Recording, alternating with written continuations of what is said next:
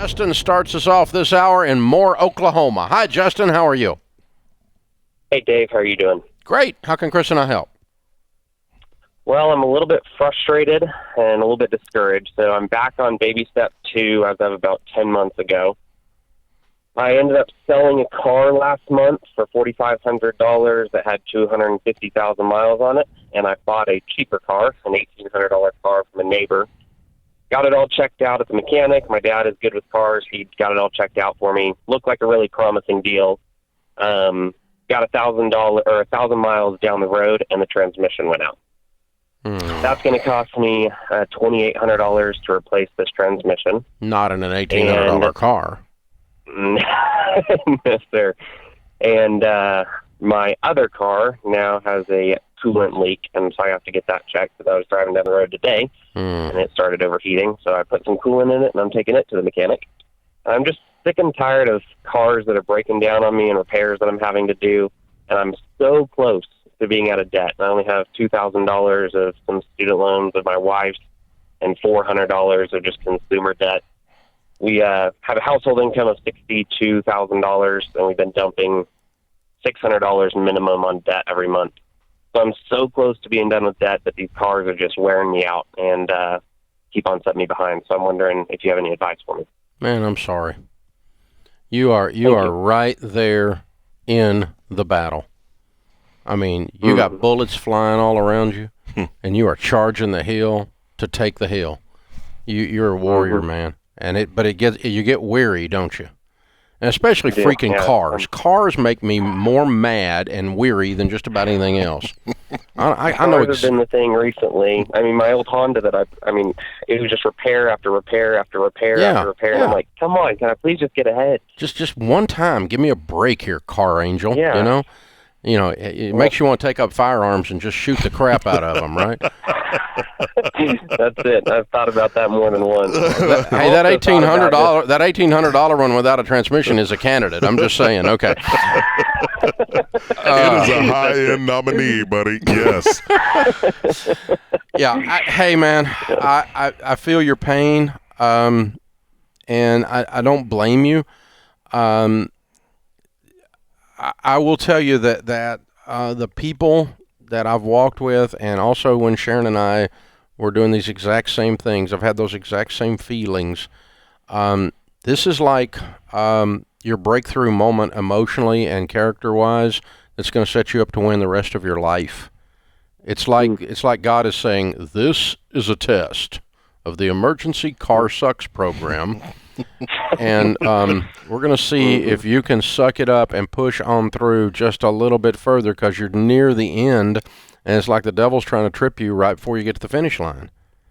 And so you can do this, and you're going to be really glad you did it. It is very hard, and it is unbelievably draining, and it is very frustrating, though. I will give you all of that, but I will also tell you that by God, pushing through is worth it. It's worth it, man, because there's another side to this. The sun will come out tomorrow. His mercies are new every morning. There's another side to this. And the other side of that is 1 year from today, where are you going to be sitting? You can tell me the math. You're going to be sitting in 2 much better cars that are paid for and 100% debt-free, and you'll probably have your emergency fund in place 1 year from today. But you got to struggle through one more piece of crap car. You got to shoot the $1,800 one. Go find you another garage sale car to limp on out of the 2,000, and then and the other 400, and then limp on up into the emergency fund, and then go. By God, the first order of business is I'm going to save some money and get some decent cars. That's exactly right, Justin. Yeah. And the next challenge and obstacle that comes, watch how you deal with it. See, you're going to have some experience under your belt. You know that the things that you desire aren't going to come easy. They're just worthwhile, baby. So you keep pushing. You stay focused on this. Resist the urge to roll up on a lot and grab a payment. We're not going backwards. This is the point. When people hit where you are right now, that they turn left and go crazy. And go lease a $20,000 car.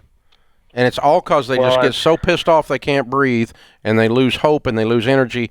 And no pun intended, but their gas tank is empty, right? Yeah. And so I appreciate you calling. What I want to do is, first, I want you to hear that it would be normal to be mad in this situation, be normal to be hurt, it'd be normal to be limping. You've been in battle. Yeah. You've been swinging the sword, man. I mean, and you got some cuts and you got some bruises. But the other thing is that you're either going to lose the battle after getting this close, or you're going to come out the other side and own the whole freaking thing, and that's you. You're going to come out the other side. You're going to fill your tank back up. You're going to breathe and go, 1 year from today, this is all going to be over, and we'll never freaking go back. One thing about me having driven that old piece of crap car that a friend of mine loaned me, I didn't even own it. It was a Cadillac. The predominant color was Bondo.